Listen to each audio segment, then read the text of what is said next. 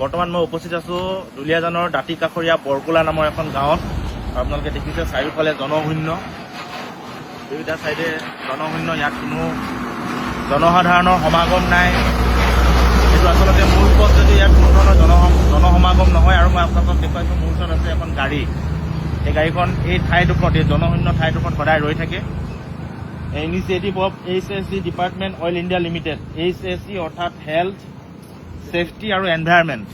Oil ইণ্ডিয়াই awareness কৰিবৰ কাৰণে জনসাধাৰণৰ মাজত হেল্থ, ছেফটি আৰু এনভাইৰনমেণ্টৰ ওপৰত সজাগতা বৃদ্ধি কৰিবৰ কাৰণে কিছুমান ভেণ্ডৰক কণ্ট্ৰেক্ট দিয়ে। আৰু সেই কণ্ট্ৰেক্ট মতে তেখেতসকলে এনেকুৱা ধৰণৰ LED স্ক্ৰীণ গাড়ীত গোটেই এডভাৰটাইজ কৰি জনসমাগম অঞ্চলবিলাকত অইল ইণ্ডিয়াৰ যিবিলাক প্ৰকল্প আছে বা হেল্থ, ছেফটি, এনভাইৰনমেণ্টৰ বিষয়ে জনসাধাৰণক সজাগতা কৰিব লাগে। আৰু আমি প্ৰতিদিনে মই যেতিয়া ঘৰলৈ যাওঁ লক্ষ্য কৰোঁ যে অইল ইণ্ডিয়া লিমিটেডৰ এই গাড়ীখন LED স্ক্ৰীণ লৈ এইদৰে এই গছ এজোপাৰ তলত দিনৰ পৰা দিনটো বহি থাকে। আজি আমি তেখেতক সুধিলোঁ যে তেখেতৰ কাম কি। তেখেতে কৈছে যে এৱাৰনেছ কৰিব লাগে। আৰু এৱাৰনেছৰ নামত প্ৰতিদিনে এই গাড়ীখন এনেকৈ থিয় হৈ থাকে, না LED স্ক্ৰীণখন চলায়, না গাড়ীখন ক'ৰবাত থিলে ৰাতিপুৱাই ওলাই আহে। ইয়াতে ৱেষ্ট বেংগলৰ এজন ড্ৰাইভাৰ আছে, গাড়ীখনো ৱেষ্ট বেংগলৰ হয়, ৱেষ্ট বেংগল ৰেজিষ্ট্ৰেশ্যন।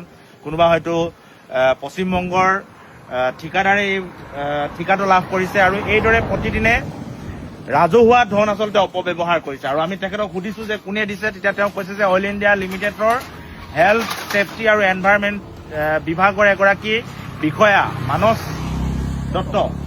মানস দত্ত বুলি কৈছে। মানস দত্তই তেখেতক এই ঠাইত সদায় ৰখি থাকিবলৈ পঠায়। এতিয়া মোৰ অইল ইণ্ডিয়া লিমিটেডলৈ প্ৰশ্ন যে ইয়াত এখন LED স্ক্ৰীণ, এখন গাড়ী, ইমান ডাঙৰ এডভাৰটাইজমেণ্ট, দিনটো ইফালৰ পৰা ইফালে ঘূৰি ফুৰা আছে।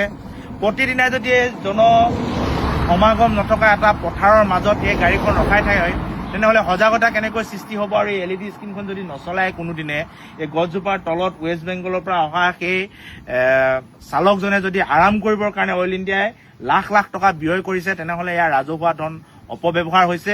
গতিকে এই মানস দত্ত নামৰ যিগৰাকী বিষয়াই এই বিভাগটো চলাই আছে বা এই গাড়ীসমূহ ইয়ালৈ পঠিয়াই তেখেতক বিহিত ব্যৱস্থা ল'বৰ কাৰণে অনুৰোধ জনালোঁ। ইয়াত প্ৰতিদিনে পাৰ হৈ যোৱা মানুহ আছে, মানুহসকলক যদি সোধে আপুনি গম পাব।